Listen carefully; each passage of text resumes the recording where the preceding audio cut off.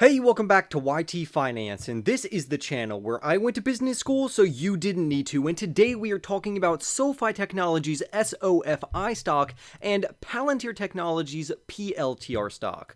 We're going to start by discussing where will the Sofi stock price be in the next 5 years, and this article is going to be rather bullish and positive, and then we are going to weigh this very bullish and positive article with a more negative bearish article, and this particular author says to avoid SoFi stock like the plague. So we are going to be reading both of these articles, having our own analysis and our own personal price targets to determine whether or not SoFi is a good buying opportunity right now. And then lastly, we are going to have a news update for Palantir Technologies, which recently signed an agreement with Better, and I will give you more information on that later. So for more videos on Palantir Technologies as well as SoFi Technologies, remember to go and smash that like button right now. Comment your thoughts down below about where you think the SoFi stock price will be in the next 5 years and where you think the PLTR stock price will be in the next 5 years. Also, don't forget to subscribe if you are new, and without further ado, let's just jump right into today's stories. Sofi Technologies, if you didn't know, basically operates as a digital bank, and they offer their consumers anything they could probably need in terms of financial services and or financial products. This would include student loan refinancing, auto refinancing, personal lines of credit, checking accounts, savings accounts, debit cards, credit cards, personal loans, home loans, and they even have an investment platform. So Sofi Technologies is extremely diversified in their revenue sources, and this company is made up of 3 main segments. They have their lending business, their technology segment, and their investing business. However, in today's video, we are going to talk about all 3 as if they are one collective business under Sofi Technologies as a company. Right now, the SoFi stock price is trading at around $6.68 per share. However, professionals think at minimum the company should be trading at least around $7 per share over the next 12 months, while more bullish positive experts think that the company should be trading at around $11 per share. So we're going to dive in to determine if these stock price targets are good for this year and what the stock price could be worth in the next 5 years. Sofi Technologies is a very fast growing fintech company, or a financial technology company, that has been under immense pressure lately, especially over the last year, with the stock price falling tremendously alongside other growth and technology stocks, particularly fintech companies. Now, I think if their management is able to keep their growth rate of above a 40% CAGR, or compounding annual growth rate, in regards to their revenues, then this company is going to generate very impressive operating leverage and earnings growth potential in the future, which makes this company a very attractive buying opportunity. However, I want to clarify, just like the author of this article, that I quote, "SoFi is not a low-risk stock." But in the long run, he believes that the company is going to have a fantastic potential, and so do I. This company is newer to the stock market compared to other technology companies, and we really need to see how SoFi is going to be able to blossom into a fantastic fintech company in the future, which is why technically right now the shares are trading at a slight premium, which we will talk about later. Another problem with Sofi Technologies is their profitability. Now, we've talked about this before, but there's 2 main ways to basically gauge profitability. You have their EPS on an adjusted basis, which is their earnings per share, and then you have their earnings on a GAAP basis, or a generally accepted accounting principles basis. And for me personally, I like using the GAAP basis much better because I think it gives us more of a holistic view of the overall company. And on a GAAP basis, Sofi Technologies is not a profitable company. For instance, during the most recent quarter, SoFi lost around 12 cents per share on a GAAP basis, which would equate to the company losing around $100 million in total. However, I do want to say that this is actually good news. Why is this good news? Because during the previous year, over the same period, SoFi actually lost around 48 cents per share when the company lost a total of around $170 million. So clearly the company is rapidly improving, and it's only a matter of time before this company actually becomes profitable. And if you remember from past videos, and I've said this multiple times, that Sofi Technologies is actually on track to achieve profitability on a GAAP basis by the end of 2024. So what's the main differences between a company being profitable on a generally accepted accounting principles basis versus an adjusted EPS basis? Well, that's a fantastic question, and in essence, the way this article breaks it down is that not everything is reported on an adjusted basis, but there are certain items that have to be included on a GAAP expense basis. And what do we mean by that? For instance, the expenses for share-based compensation are not included on an an adjusted EPS basis. And the reason for this is because SBC is a non-cash cost, which means it's not going to show up on an adjusted result, but it does show up on a GAAP result in terms of their overall earnings. This is why SoFi's adjusted EBITDA, or EBITDA, which is an acronym which stands for their earnings before interest, tax, depreciation, and amortization,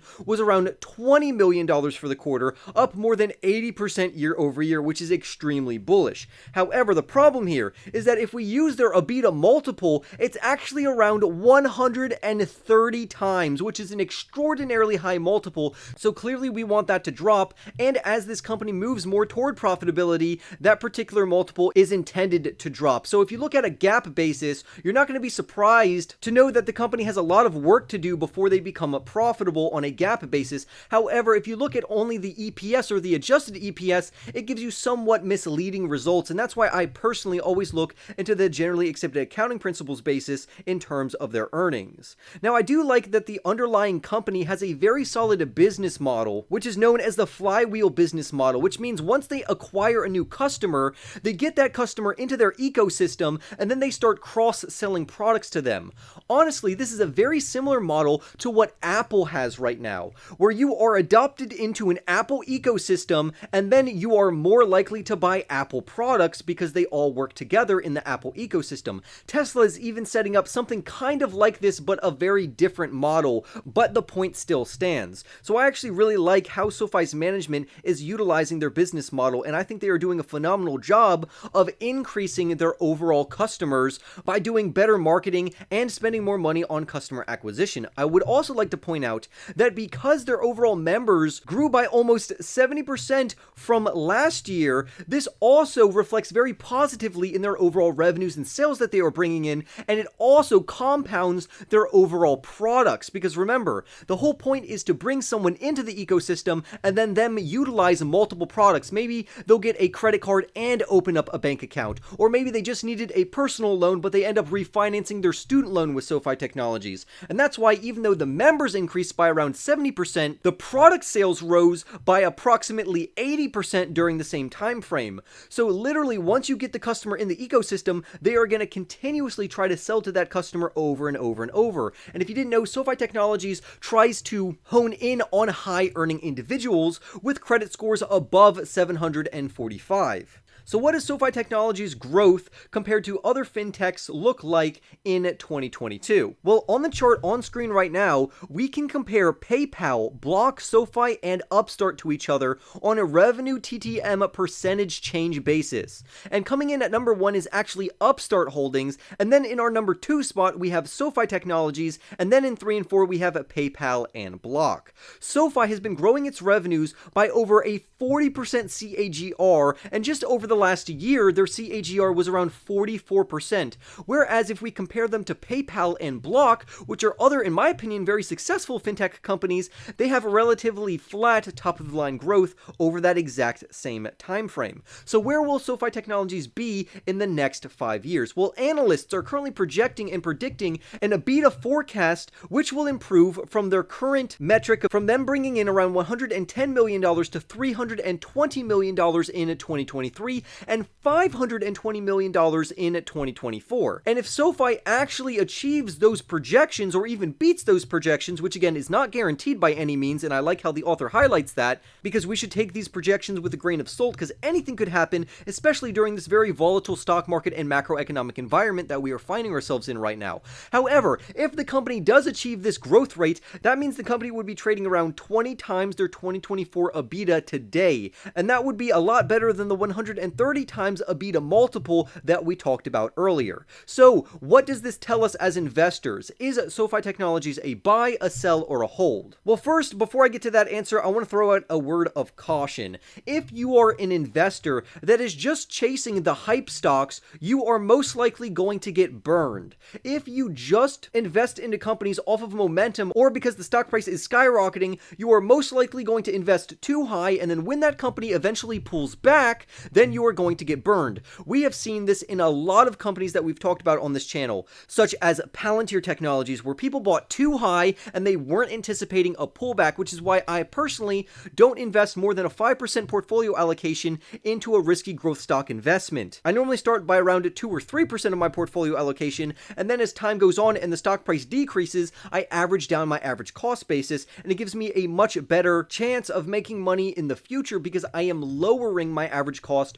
without me being overexposed to just a single company. For instance, if you bought Sofi Technologies or Palantir Technologies at an extremely high price or during their all-time highs, it's going to take them a really long time to get back to those all-time highs according to a financial and fundamental analysis perspective. Now, I'm not saying that they can't do it because I actually think they can do it, particularly SoFi, but it's just going to take a lot of time. And that's another reason investors need to stop trading stocks and they need to start investing into stocks. Instead of buying low and selling high, you need to buy low and hold for the long term, because statistically, if you look up various online metrics and strategies, long-term holding and investing makes you the most money the majority of time, especially over a long period of time. However, I'm getting off track. Back to Sofi Technologies in particular. The company is trading at a premium in terms of their overall price to sales ratio and their EBITDA multiple. However, if management decides to execute their plan to lower costs and expenses, increase revenue, and therefore profitability, the current share price could be warranted, which is why this particular author believes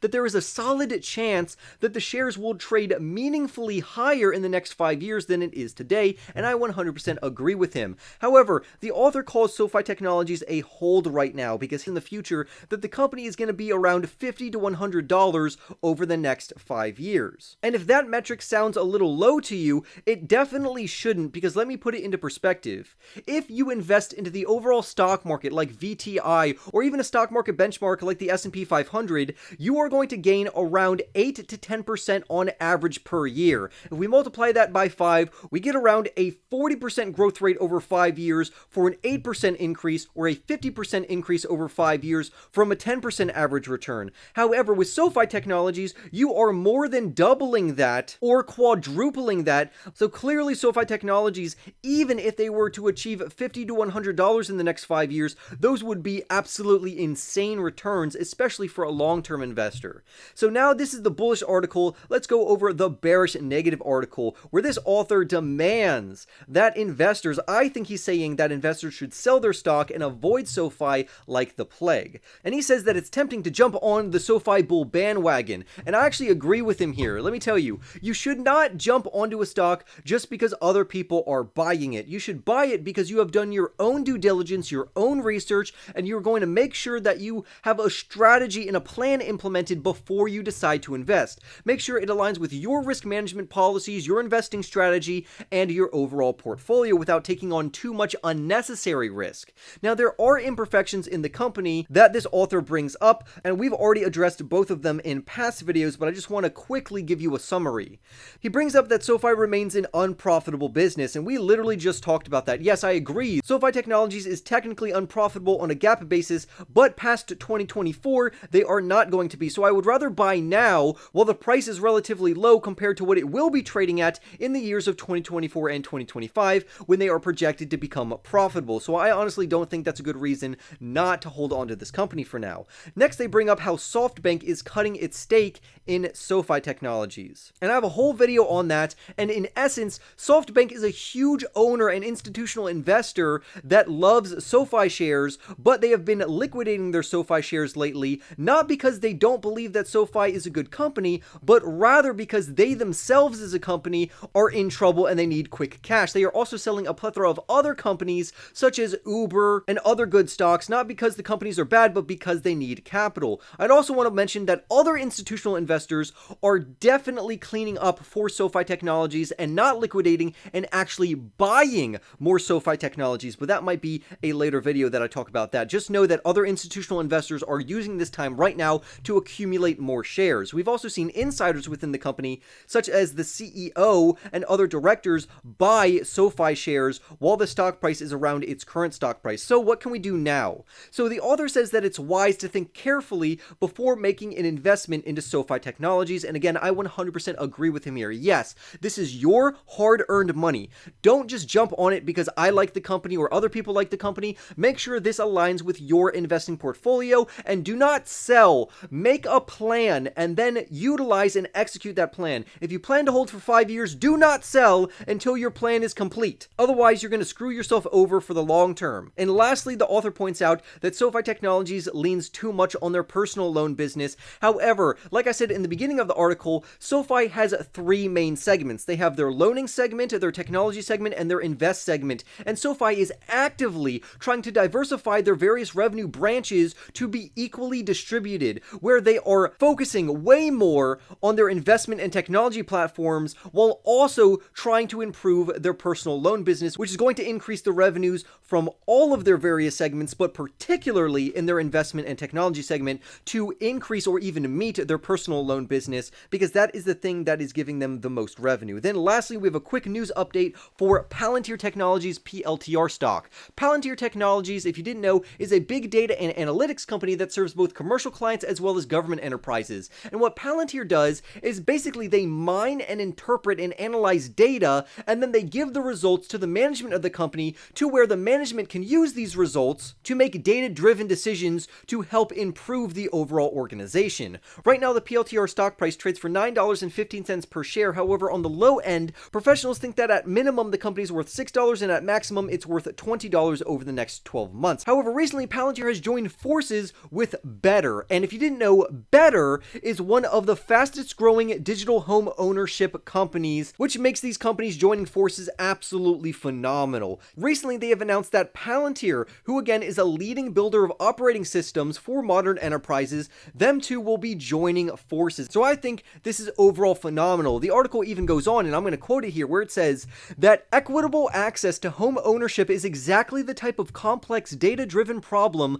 Palantir was built to help solve, end quote. And I 100% agree with them. Better's CEO or Chief Executive Officer even had to say this, and I quote, "The marriage of Foundry and Tinman will permit a GSE to identify portfolio rebalancing opportunities and almost instantly identify the specific points to ensure optimal pricing and credit with ease and new speeds not seen in the mortgage market." He goes on to say, "This type of tool is a key step in achieving a fairer and better housing finance market," end quote. To add on to this, the Palantir COO, who is the Chief Operating Officer, says that we are excited that Better has selected Palantir as the operating system to build its next generation of tools, and we are excited that Better has selected Palantir as the operating system to build its next generation of tools on, and to support Better in offering their platform to GSEs and other private portfolio managers to identify and rebalance their loan exposures, end quote. So overall, this is absolutely a phenomenal partnership, and I actually look forward to Palantir becoming profitable on a GAAP basis at the end of 2025, according to current projections. And again, that is going to be profitability on a GAAP basis, and I think that's going to be phenomenal for this company in the long term. So the more commercial customers they get, the closer to profitability they are going to be. So I would love to hear your thoughts on Palantir Technologies and Sofi Technologies. Remember to go and smash that like button for more videos just like this one. Subscribe if you are new, and I will see you in the next YT video.